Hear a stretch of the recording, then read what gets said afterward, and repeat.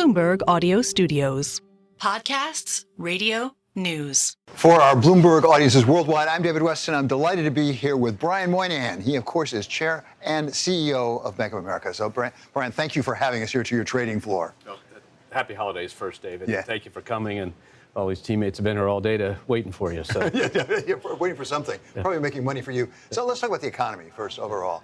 I think it's fair to say it's doing better than most people thought it would do. Is there any cause for concern it may be overheating, particularly as we see some new policies maybe coming our way? So I think let's start on the first part of that question. If we were sitting here last year, our team, the research team, Candace's team, had a soft landing, no landing predicted. And a lot of people say, oh, that's very optimistic. And matter of fact, we went from that would have been like a 1% GDP growth rate this quarter, and we're going to have 2.5 or something like that. So we've moved up from abnormally, from positive but low to now higher than trend, higher than average. And so that means the economy is not having to bounce anything. It's just going on this normal growth trend, which is good news.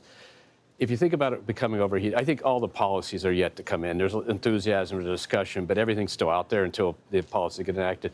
Our team, when they look at tariffs, they say, well, if tariffs are offset by better regulation, they'll kind of even each other out. But even given their knowledge of President-elect Trump's policies, they are still predicting next year's a 2.5% GDP growth. They predict the Fed cuts rates a few times but stays 3.75 to 4, and they predict it takes inflation all the way into 26 to get down to the target. If the inflation's moving down and we can grow this economy, that's actually not a bad place to be, honestly. Does this economy need any fiscal stimulus at this point? And it looks right now like the so-called Trump tax cuts will get extended. And also, candidate Trump is talking about a lot more tax cuts. And given the fact that we're above a trend on growth and we're close to full employment, do we need any more stimulus? I'm not sure you need more stimulus, just like we didn't need the stimulus probably in 21 because the pandemic goes through the system. But the question is, if you lower taxes and use it to reduce the debt, the question is how stimulative those activities are. And that's where the Treasury Secretary appointee has got to figure it all out, because he's got to call the balls and strikes about how it all fits together. And he's a markets-oriented person. He knows that if it gets too far out of line. We just ran, for the last fiscal year in the United States, an operating deficit of $1.8 trillion, which is equal to the entire GDP of the country of Australia. So we got to realize that the impact we have if we don't get this debt back in line. So I think everything on one side has to be governed with whether to do on the other side to offset it and whether it has that much effect. Right now, the economy is moving along. Consumers are spending. It's up for the 2-week period around the holiday, Thanksgiving holiday. It's up 5% over last year. That is good and solid. That is not overheated at all.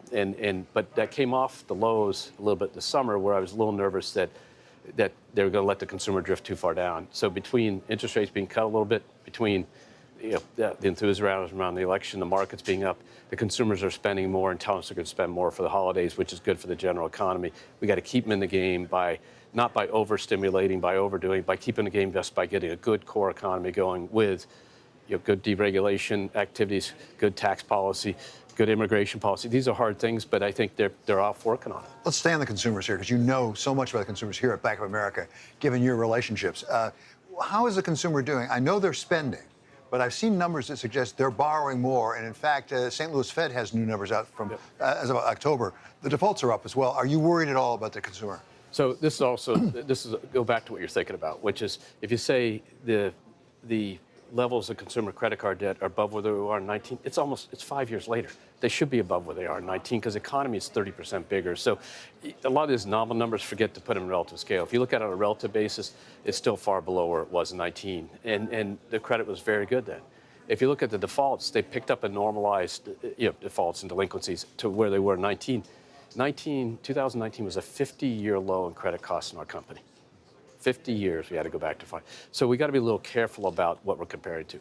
Everything's steady and fine now. Credit quality consumers, their ability to borrow, the household income, they feel a pinch of higher prices. Part of that is real, and part of that's just mental.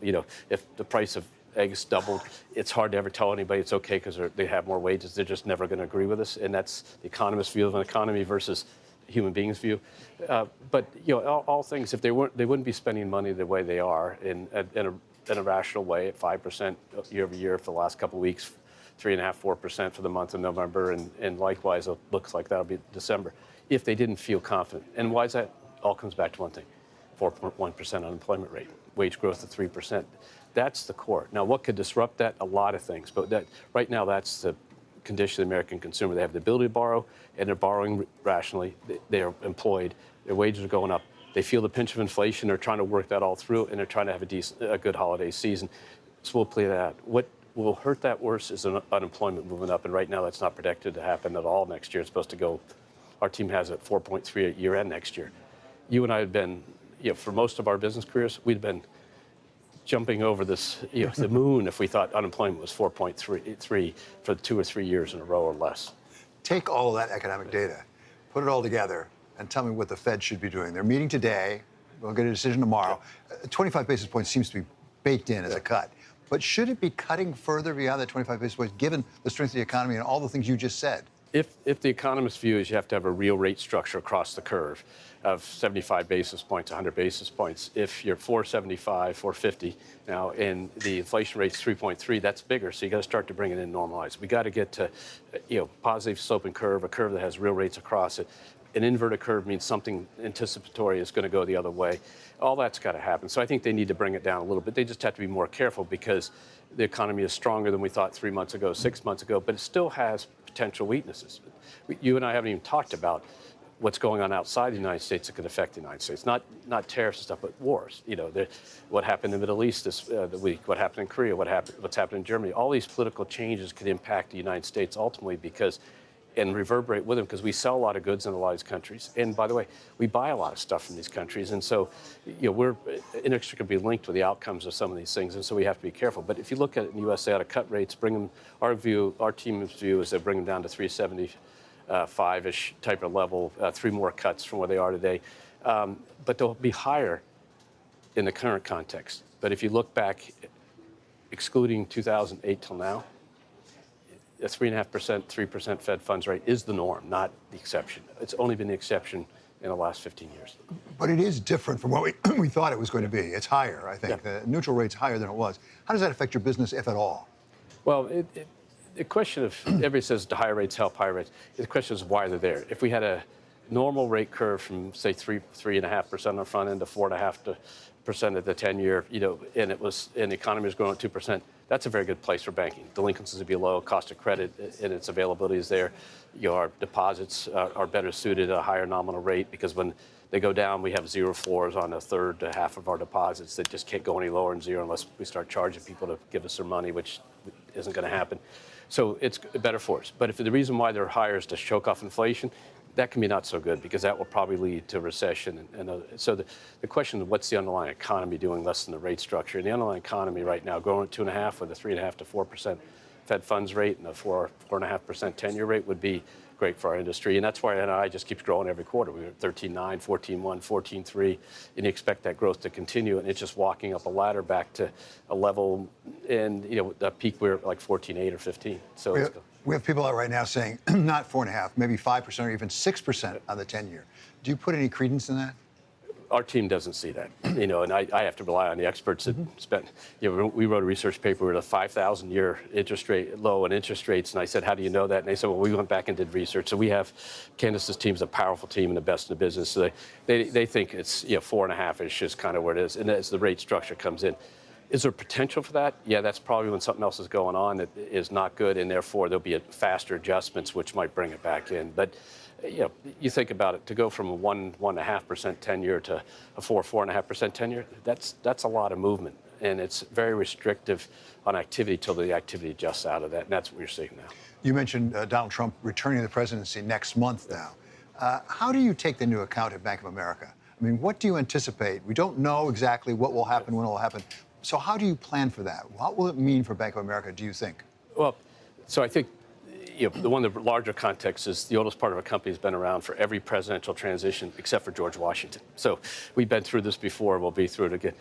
But the real fact of the matter is, if you think about what the policies are that President-elect Trump got elected on, it's inflation and immigration stuff, but it's also about deregulation. And our industry needs to have a sober look at what the right regulation. 15 years ago, 16, 17 years ago, after the financial crisis, we had to put new capital, new liquidity, and restore the confidence of America.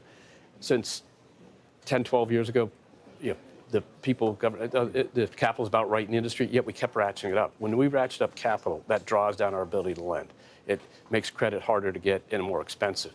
And on a worldwide competitive basis, our capital ratios are much higher. And then the day-to-day supervision. So the idea of bringing that regulation back in the middle, and then, frankly, for the good of the industry, getting it settled someplace so that we can build a model around it. What happens now is we do this. And so we're hoping it brings it back to the middle. That's what and by the way, that's what our customers like about their industry. So whether it's the FDA, FTC, getting deals done, the enthusiasm, it's all about, wait a second, now we can swing it back to the middle and go get stuff done and make the private sector, which is the reason why America's successful, lead as opposed to the governmental sector. So when you hear about a pledge for deregulation, is the main thing you hear with your Bank of America ears on is the reserve requirements? Capital reserve, liquidity, CCAR, there's 1,000 different things. What I really hear about deregulation is our clients also saying, let's do deals, including our banking client. We have our investment banking bank clients, and you've seen 4 or 5 deals passed. In the other day, the selling company in a transaction won't sell if there's a lot of uncertainty around it. No matter what the value is, if I don't think it's going to get done, I don't sell. That's what was going on for the last few years. Any deal of size was going to get hung up somehow, unless it was so different. It was like a private equity firm buying a company had no other firm. And that's not good for letting these American companies get more successful and grow. It doesn't mean you're going to be anti-competitive. It doesn't mean you're going to have that. There's huge price desire in the market. There's great competition, all that stuff. What it means is our companies can grow and make the kind of strategic choices. That happens in the banking system. We can't do any acquisitions, but it happens to our clients. It happens around us. That'll be good for us. But in ours, it is about capital liquidity and day-to-day supervision. What is the biggest change coming up for Bank of America because of this new administration, do you think? I think it'll be the economic atmosphere of deregulation, how it applies to us specifically, how it applies more generally. And that will be good. Now, we got serious issues, as I said, around the outside world. We got serious issues of what the right balance to get the debt back in line with our GDP and keep it there. But those issues are not new, but they have to be dealt with because we've been, in some ways, not dealing with the debt issues or not dealing with immigration since I've been CEO. We've been talking about solutions here. And we got to now start to implement some of those to just bend the curve of debt growth, get more and more, cash in to cash out as more rational position, and then and hopefully if you get the regulatory policies, you outgrow that. And that's basically what our research team thinks. They've added a little bit to their growth since then, saying that combination of policies, some offset each other, some will add to it, but in the end of the day, it'll be a little bit more growth oriented, and we'll see what happens. Brian, thank you so much for being on Bloomberg. That is Brian Moynihan. He's chair and CEO of Bank of America. Back to you.